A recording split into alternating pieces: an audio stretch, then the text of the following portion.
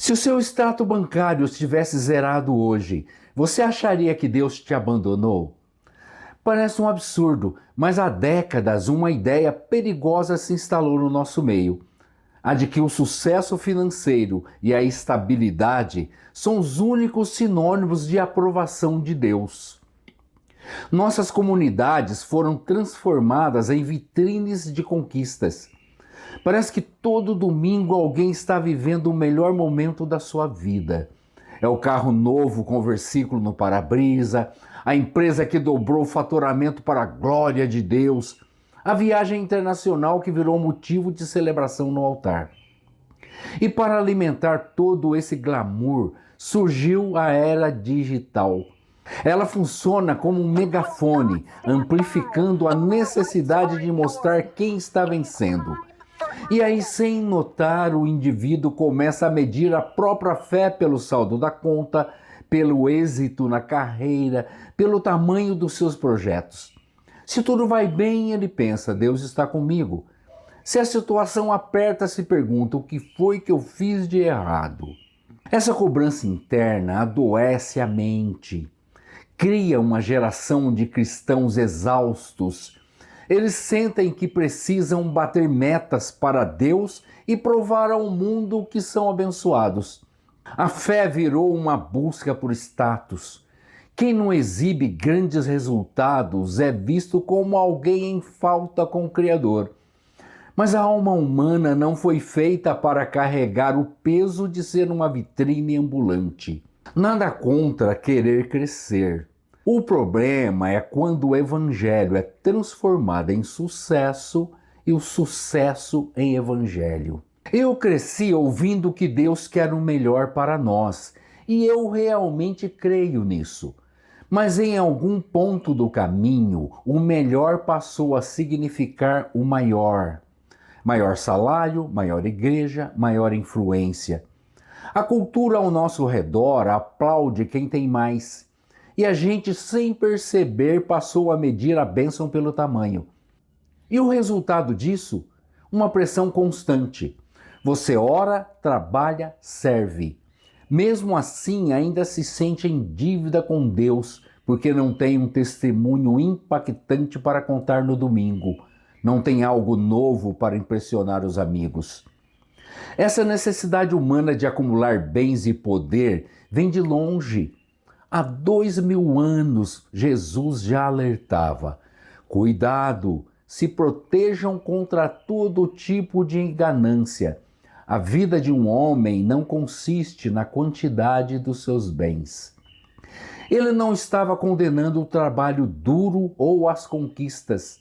Só estava nos mostrando que a vida real é muito mais do que números.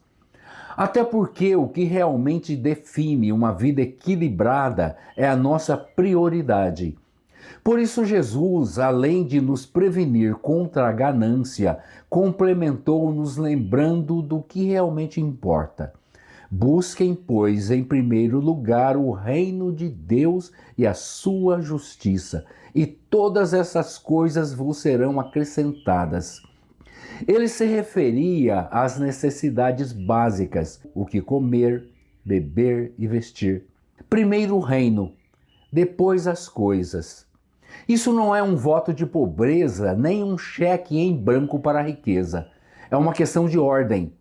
Quando o reino vem primeiro, além de Deus nos abençoar com muito mais do que o básico, tudo o que temos e somos ganha um novo propósito.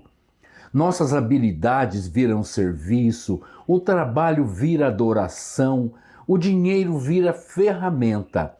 Continuamos planejando e empreendendo, mas não fazemos disso um ídolo.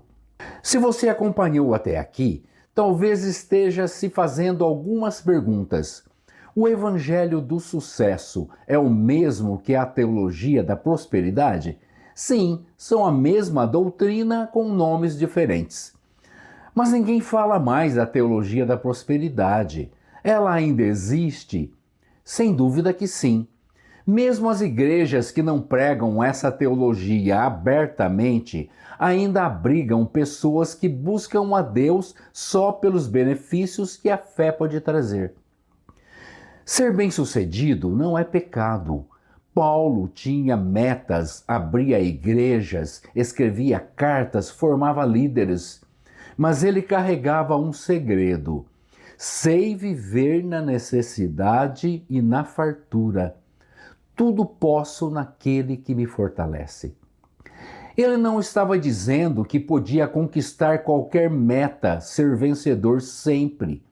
Estava dizendo que podia permanecer inteiro com Cristo, tanto na escassez quanto na abundância.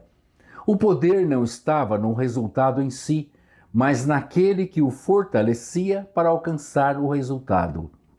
O Evangelho da Barganha não pensa assim. Ele sussurra que se você orar, jejuar e ofertar direito, sua vida vai destravar. Porém, a Bíblia nunca prometeu uma existência sem vales. Ela prometeu Deus conosco no vale. E isso muda completamente a forma como a gente mede a vitória. Na ótica de Jesus, o êxito, o triunfo, a prosperidade são opostos aos padrões de status, riqueza e poder do mundo. A verdadeira vitória é medida pelo serviço ao próximo, amor incondicional, humildade e fidelidade a Deus.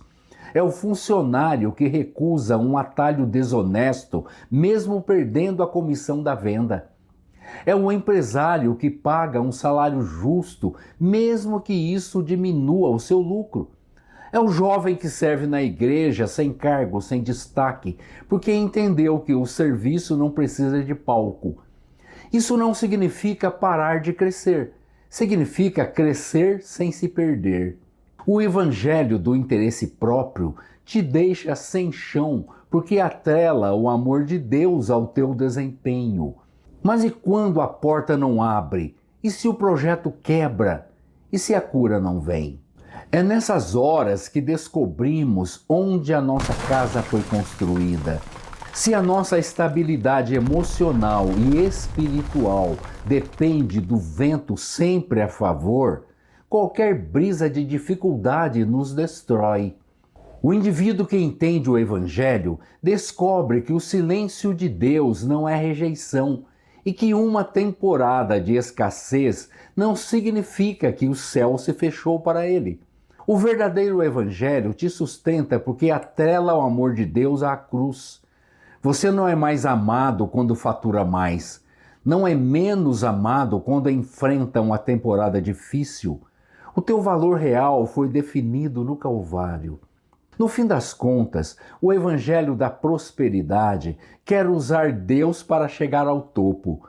O Evangelho de Jesus nos chama para seguir a Deus, independente do lugar onde vamos chegar.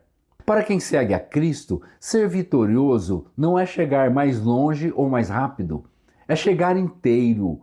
E inteiro na Bíblia é permanecer em Jesus, tanto na falta quanto na sobra.